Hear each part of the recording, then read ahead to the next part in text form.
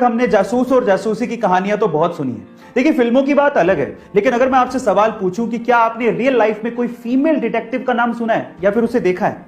चलिए आज इस वीडियो में मैं आप लोगों को इंडिया की पहली फीमेल डिटेक्टिव के बारे में बताता हूं। उनका नाम है रजनी पंडित। मुंबई की रहने वाली ये फीमेल डिटेक्टिव अभी तक 80,000 से ज्यादा केसेस को सोल्व कर चुकी हैं। उन्हें बचपन से ही स्पाई नोवेल पढ़ने का बड़ा शौक था, इसीलिए वो डिटेक्टिव बनना चाहती थी। लेकिन हर बार उन्हें यह कहा जाता था कि यह जॉब महिलाओं के लिए नहीं है। लेकिन उनकी मां का उन्हें बहुत सपोर्ट था, इसी वजह से उन्होंने केसेस लेना शुरू किया, उन्हें सोल्व करना शुरू किया और देखते ही देखते 1991 में उन्होंने अपना डिटेक्टिव ऑफिस मुंबई में खोल लिया।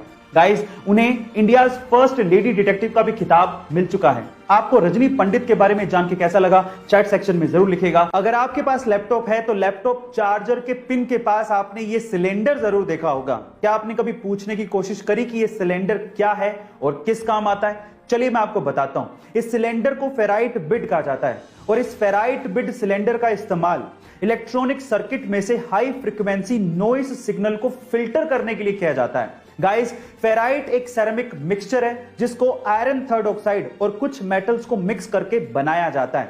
अब ये सर्किट भी बेहद आसान तरीके से बनाया जा सकता है। सिर्फ इस सिलेंडर के चारों तरफ चार्जिंग वायर को लपेटना होता है और वो आसानी से नॉइज सिग्नल को फिल्टर कर लेता है। क्या आपको इसके पहले तक टेक्नोलॉजी का इफेक्ट पता था? और अगर नहीं पता था तो चैट सेक्शन में जरूर लिखिएगा। आज हम इंसानों की खुदगर्जी और भूख की वजह से इस धरती से एक और जानवर खत्म होने की कगार पर पहुंच गया है। इस जानवर का नाम है पेंगोलिन। एक रिपोर्ट के अनुसार इस जानवर की तस्करी सबसे ज्यादा की जा रही है। इंसान इसे दवा बनाने और अपनी भूख मिटाने के लिए इस्तेमाल कर रहा है, जो कि बेहद शर्मनाक है। लेकिन सारे इंसान एक जैसे नहीं होते। जिम्बाब्वे के फेलिट नकाटा इन जानवरों को बचाने के लिए कब से लड़ रहे हैं। वो इन्हें बच्चों की तरह पाल रहे हैं, इसी वजह से उन्हें पेंगोलिन मैन के नाम से पुकारा जाता है। गाइस, आज हमें इन बेजुबान जानवरों के लिए आवाज उठानी होगी, नहीं तो हमारा एग्जिस्टेंस भी एक दिन खत्म हो जाएगा। इसीलिए चैट में प्लीज लिखिए save pangolin save earth. Thank you so much. Ladakh एक बहुत ही खूबसूरत जगह है जो कि काराकोरम और हिमालय माउंटेन्स के बीच में है। लेकिन क्या आपको पता है कि लद्दाख में दो ऐसी चीजें हैं जो कि पूरी ही दुनिया में सबसे ऊंचाई पर स्थित है?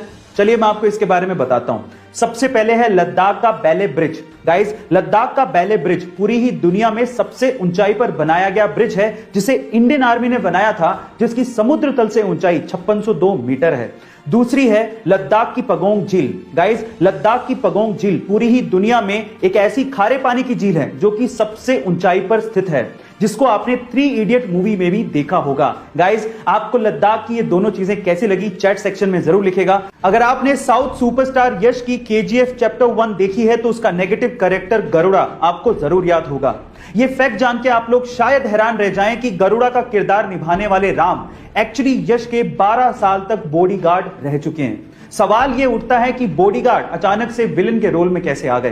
तो हुआ कुछ यूं कि KGF के डायरेक्टर प्रशांत नील जब स्टोरी के नरेशन के लिए यश से मिलने आए तो उन्होंने वहां पर उनके बॉडीगार्ड को स्पॉट किया और उन्होंने यश से कहा कि गरुड़ा का किरदार राम निभा सकते हैं। और गाइस, सबसे बढ़िया बात यह थी कि यश ने इस चीज के लिए राम का सपोर्ट भी किया और उन्हें एक्टिंग भी सिखाई। ऐसे ही यश इतने बड़े सुपरस्टार नहीं बन गए हैं, वो बहुत दिलदार हैं और लोगों को सपोर्ट भी करते हैं, इसी वजह से लोग उन्हें बहुत चाहते हैं।